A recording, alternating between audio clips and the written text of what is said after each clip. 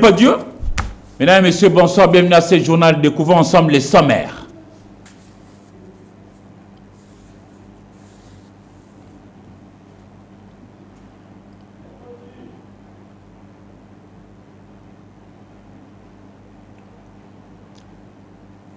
Si nous ne sommes pas en bonne intelligence avec la rédaction, la régie, je voudrais vous dire que nous commençons ce journal par ce qui se passe au niveau de la Cour constitutionnelle pour parler de la réélection ce mardi 8 juillet 2025 par 5 voix contre 4 face à la juge audio. Dieudonné Kamuleta reprend le bâton de commandement pour le second mandat de 3 ans à la présidence de la Cour constitutionnelle, la plus haute instance judiciaire de la République démocratique du Congo. En effet, la Constitution congolaise prévoit un mandat de 3 ans renouvelable une seule fois. Et rappelons que par ailleurs, le premier mandat de Dieudonné Kamuleta avait débuté en juin 2022.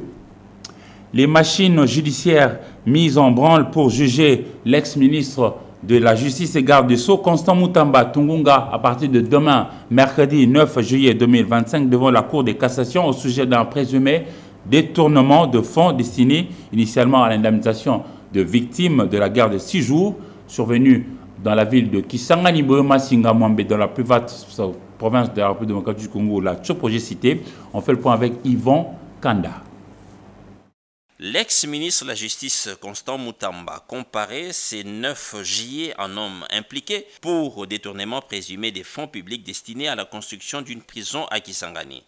Ces dossiers fait couler encre et salive, dont le peuple congolais pense que Constant Mutamba est innocent et victime de l'acharnement des prédateurs et des mafieux du système. Voyant leur fin sonner avec l'avènement de ces jeunes intrépides à la tête de la justice congolaise pour une réparation de plusieurs bévues dans ces secteurs, le seul moyen était celui de les sacrifier sur l'autel des intérêts mesquins. La carte a tourné avec la bénédiction de l'Assemblée nationale qui a autorisé l'ouverture de l'instruction judiciaire à l'endroit de l'ex-ministre de la Justice et garde des Sceaux.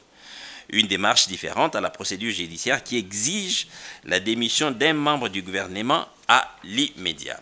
C'est comme ça que la Cour de cassation a ouvert en instruction les dossiers pour entendre Constant Mutamba. À en croire, il y a lieu de reconnaître qu'il y a eu des fautes commises dans l'exercice de ses fonctions.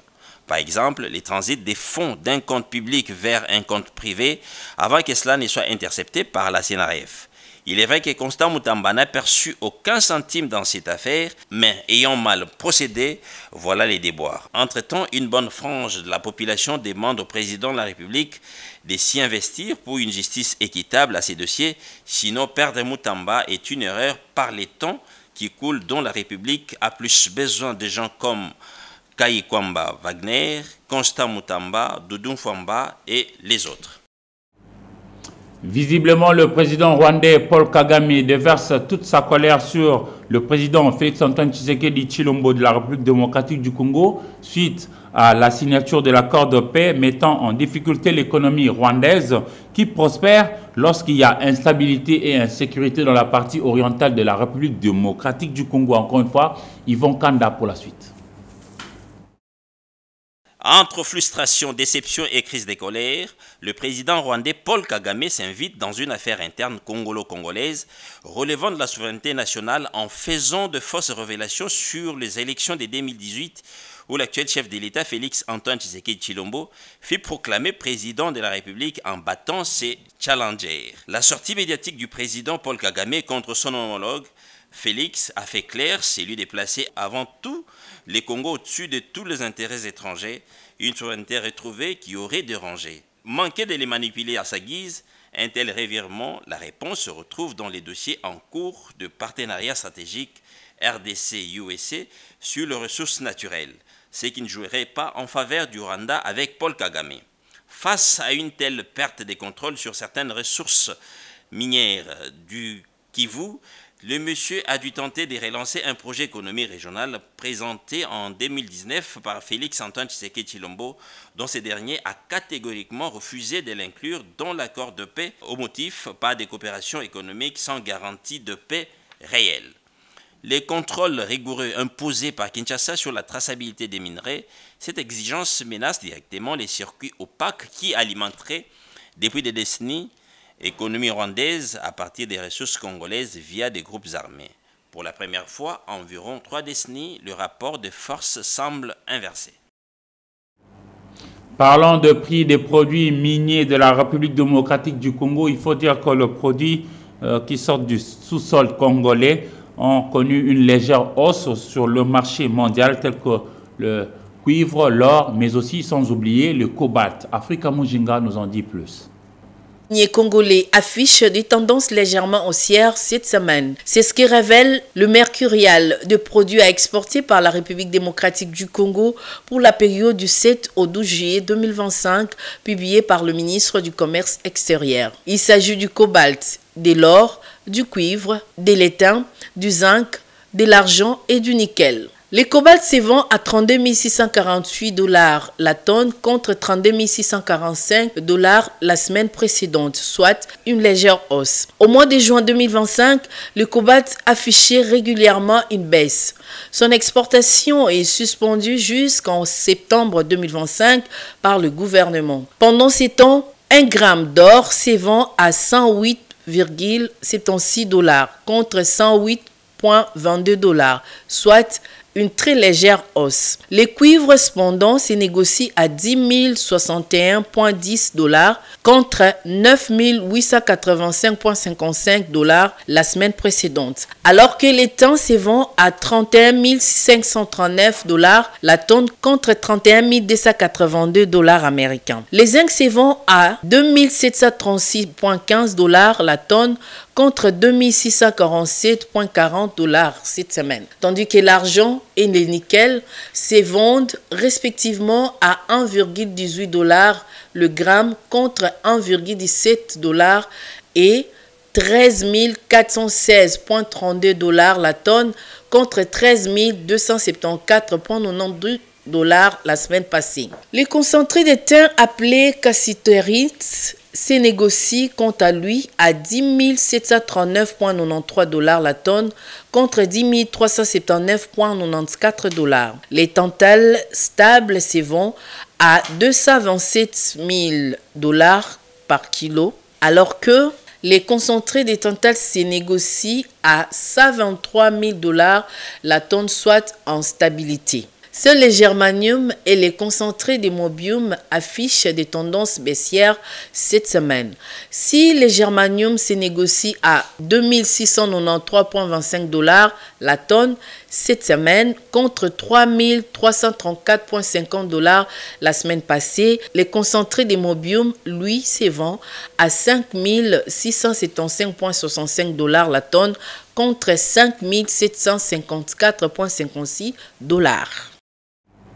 Et quand on parle minerai, on voit en premier lieu la province du Lualaba qui est dirigée par Fifi Masuka Saini, qui est une gestionnaire financière de profession et de carrière. Elle fut plusieurs fois chef d'entreprise. Elle est experte comptable, experte en mines, représentante de HNH Metal Corporation, USA en République démocratique du Congo, administratrice des établissements Yashlin et BM Corporation à Lubumbashi, Wantanchi dans le Haut-Katanga, mais aussi président de l'ONG Marie Secours de Pauvres et président de 100 partis politiques Front des indépendants pour la démocratie chrétienne, FIDEC en acronyme. On la découvre dans ces portraits dressés pour vous par Dieu merci Kandampoy.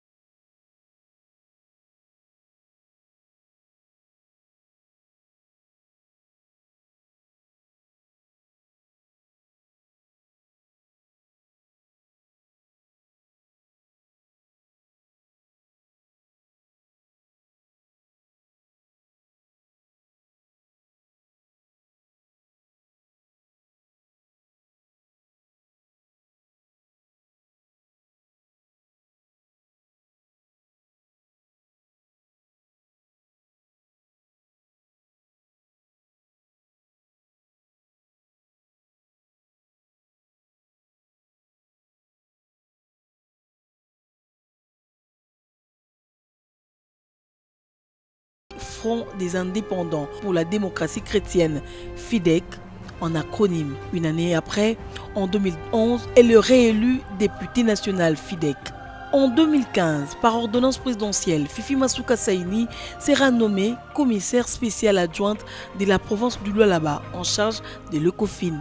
Depuis, elle est la seule femme gouverneure en RDC à la tête de cette province minière stratégique riche en fer et cobalt. C'est lors de la 12e conférence de gouverneurs qu'elle a accueillie dans la ville de Kolwezi qui lui a donné l'occasion d'exhiber sa réussite adoubée personnellement par le président de la République, Félix-Antoine Tshisekedi, qui a été invité à inaugurer quelques infrastructures parmi celles réalisées par elle, notamment les bâtiments abritant la CENI, la clinique moderne, l'aéroport international de Kolwezi, le village du Congrès, les bâtiments de l'hôtel du gouvernorat, les bâtiments de la direction générale des impôts, les bâtiments de l'ISP Kolwezi, les hommes des étudiants, les écoles, orphelinats, Maman Denise Nyakero, l'échangère, les centres de formation professionnelle et de santé. Face à l'évidence de ces réalisations, le président de la République, Félix-Antoine Tshisekedi, ne pouvait que saluer cette distinguée gouverneur qui a su traduire sa vision en actes concrets, en infrastructures palpables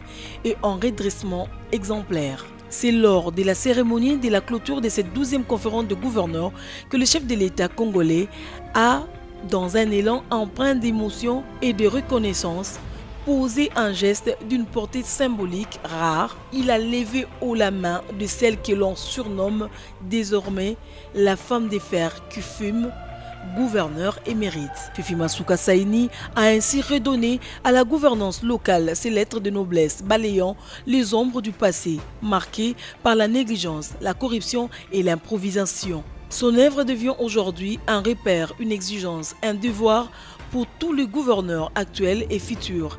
Elle a imposé le respect, corrigé le chèque où les sons de la population criaient dans le silence et apporté la lumière là où l'ombre ternissait la vision du président de la République, Félix Tshisekedi. Des actions reflétant sa vision à long terme pour assurer un avenir meilleur dans cette capitale mondiale du cobalt qu'est le Lualaba.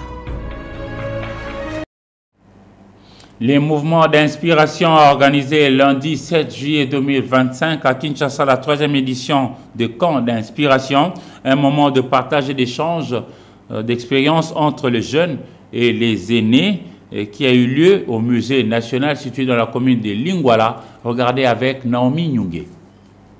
Plusieurs femmes de différents domaines et horizons ont participé à cette activité qui est à sa 3e édition. Les contes d'inspiration a connu la participation de Gilles Suélé, Gisèle Chikabou et autres. Deux femmes qui ont marqué la résistance à travers leur savoir-faire. Mais à part ça, qu'est-ce que le ministère fait? C'est quoi le ministère de la Défense? Les contes d'inspiration est un espace où l'on partage des expériences entre les aînés et les jeunes, une opportunité pour les cadets de s'inspirer du savoir-faire des anciens. La 3e édition des contes d'inspiration a été organisée par le mouvement d'inspiration que dirige Madame Bijou. Tina Salama, porte-parole du président, a parrainé cette activité. L'itinérance du chef de l'État, Félix-Antoine Tshisekedi Tshilombo, va l'amener prochainement dans le Grand Bandundu et particulièrement dans la province du Kwilu. Pour ce faire, les notables de cette partie de la République se sont retrouvés aujourd'hui à Rotana, à Lagombe, pour justement voir dans quelle mesure préparer afin que le chef de l'État soit bien accueilli dans cette partie du pays. Suivez avec Mandi Kouyala. Le préparatif pour l'accueil du président de la République, Félix-Antoine Tshisekedi Tshilombo, est le probable réponse concrète par rapport aux attentes de la population lors de sa visite d'itinérance annoncée dans l'espace Grand Bandundu en général et plus particulièrement dans la province du Kwilu prévue pour le mois d'août prochain. Ces sujets étaient au centre des échanges fructueux que le ministre de l'intégration régionale, Maître Didier Mazenga Mokanzu, a eu ce samedi 5 juillet 2025 à l'hôtel Rotana à Kinshasa-Gombe avec les députés nationaux du Kwilu encore présents dans la capitale, ceux de Kinshasa originaires de cette province, surnommés quartier latin, et quelques notables. Honorable Gary Sakata, président du caucus des députés nationaux du Kwilu, explique. Bon, il a été question pour nous de tenir une réunion pour préparer l'itinérance du président de la République dans la province du Kwilu. Voilà, nous sommes en train de prendre des dispositions utiles pour que l'itinérance du président de la République soit agréable.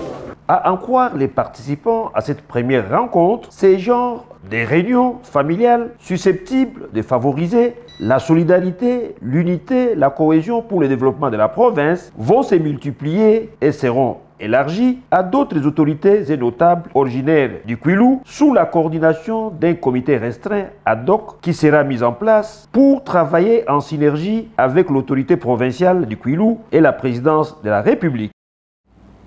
Dans la ville de Mbujimaï, nous sommes dans les Kasaï orientales. La population pointe du doigt une société libanaise qui ne respecte pas les normes par rapport aux travaux qui s'exécutent dans cette partie pour la réhabilitation de la nationale numéro 1. Ces travaux dégagent de nombreuses poussières qui endommagent l'environnement et surtout poussent certains enfants à développer plusieurs maladies respiratoires. Suivez ces constats. Il est midi en Mbujimaï. Plus d'un mois maintenant que la dame pluie a laissé place à une sécheresse impitoyable. Nous sommes sur la nationale numéro 1, une route en pleine construction. La population est en pleine activité. Les motos montent et descendent. Les engins de la société libanaise ayant gagné le marché, eux aussi montent et descendent après presque chaque 7 minutes. Mais une scène difficile à croire est en train de se produire. À chaque passage de ces camions, des véhicules ou des motos, les yeux des passants sont presque obscurcis. Il ne s'agit pas des fumées de ces engins, mais plutôt des poussières soulevées par ces engins. Une poussière brune reflétant la couleur de ces graviers. Elles n'ont pas de frontières. Elles pénètrent jusqu'à atteindre les chambres à coucher. Les passagers crient au secours, mais en vain. Les riverains font la même chose. Personne pour leur venir en aide. Si les adultes craignent des maladies telles que la toux, grippe et autres, les enfants, eux, c'est pire. On dirait une épidémie. La population ne réclame qu'une seule chose: arroser les sols au moins 2 fois la journée, comme le fait une autre société qui travaille les routes dans la même ville. Toi-même, tu vois, il n'y a plus moyen de bouger. Je regrette qu'on arrive ici, on trouve la route des femmes là où les hommes ne marchent pas, où les cars ne circulent pas. Mais on regrette, on fait de l'eau là-bas, ici dans la grande route de Inga. On ne fait rien. On retourne à Kolwezi Alisano dans le Lualaba pour vanter les efforts de monsieur le maire de la ville, maître Jacques Masengo Kindele, qui a pu donner à cette ville quelques engins automoteurs pour faciliter la mobilité de la police afin d'assurer la quiétude de la population. Suivez ces constats.